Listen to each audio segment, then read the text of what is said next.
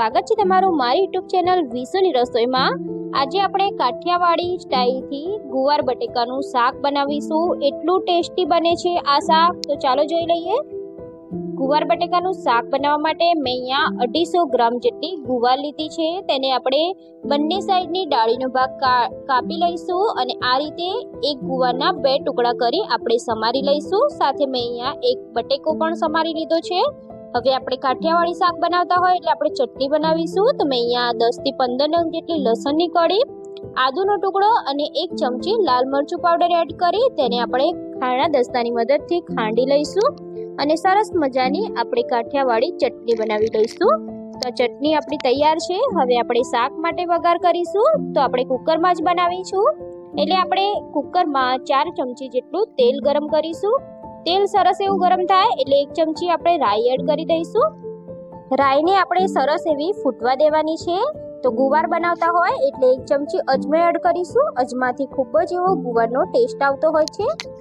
અડધી ચમચી આપણે જીરું એડ કરીશું અને અહીંયા મેં હિંગ એડ કરી છે। હવે આપણે જે ચટણી વાટીને રાખી હતી તે એડ કરી દઈશું અને તેલમાં ચટણીને આપણે સોતે કરી લેવાની છે। તો લસણની કચાશ અહીંયા દૂર થઈ જાય અને સરસ એવી ચટણીની સુગંધ આવવા લાગે ત્યાં સુધી આપણે ચટણીને તેલમાં સોતે કરી લઈશું।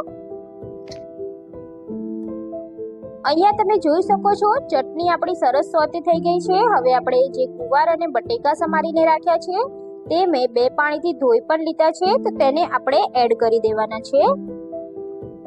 હવે આપણે ગુવારને ચટણી સાથે મિક્સ કરી લઈશું। અહીંયા આપણે બીજા કોઈ પણ મસાલા નથી કર્યા, તો આપણે પહેલા સરસ રીતે મિક્સ કરી લઈશું, પછી આપણે તેમાં મસાલા કરીશું।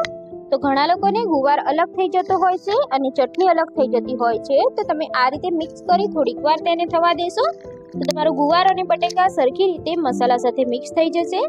હવે 1 ચમચી આપણે ધાણા જીરું, અડધી ચમચી અહીંયા મેં હળદર એડ કરી છે અને અડધી ચમચી લાલ મરચું પાવડર એડ કરીશું અને સ્વાદ મુજબ મીઠું એડ કરી દઈશું અને સરસ રીતે આપણે મિક્સ કરી લેવાનું છે। થોડીક વાર માટે ગુવાર બટેકાને આપણે આ રીતે જ ખુલ્લું થોડું થવા દેવાનું છે જેથી બધો જ મસાલો ગુવારમાં બેસી જાય। હવે આપણે તેમાં પાણી એડ કરવાનું છે। તો મેં અહીંયા ટોટલ 1 ગ્લાસથી પણ ઓછું પાણી એડ કર્યું છે। તમે જોઈ શકો છો કે અહીંયા ગુવાર આપણો ડૂબે એટલું જ આપણે પાણી એડ કરવાનું છે। જો તમારે અહીંયા રસો વધારે જોતો હોય તો તમે અહીંયા પાણીની ક્વોન્ટિટી વધારી શકો છો, પણ ગુવારનું શાક હંમેશા રસાવાળું સારું નથી લાગતું, કોરું જ સારું લાગે છે, એટલે આપણે એ જ પ્રમાણે પાણી એડ કરીશું। અહીંયા આપણે થોડી કોથમીર એડ કરી દઈશું અને સરસ રીતે મિક્સ કરી લેવાનું છે। અહીંયા મેં કોઈ પણ જાતના ગરમ મસાલા એડ નથી કર્યા, તમારે કરવા હોય તો તમે કરી શકો છો।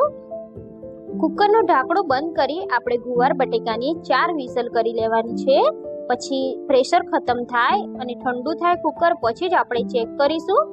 તો તમે જોઈ શકો છો આપણું શાક એકદમ સરસ રીતે ચડી ગયું છે અને સરસ એવું બની ગયું છે। તો હવે આપણે તેને સર્વિંગ પ્લેટમાં કાઢી લઈશું। આ ગુવારના શાકને તમે રોટલી, રોટલો, ભાખરી કે પછી પરાઠા સાથે પણ સર્વ કરી શકો છો।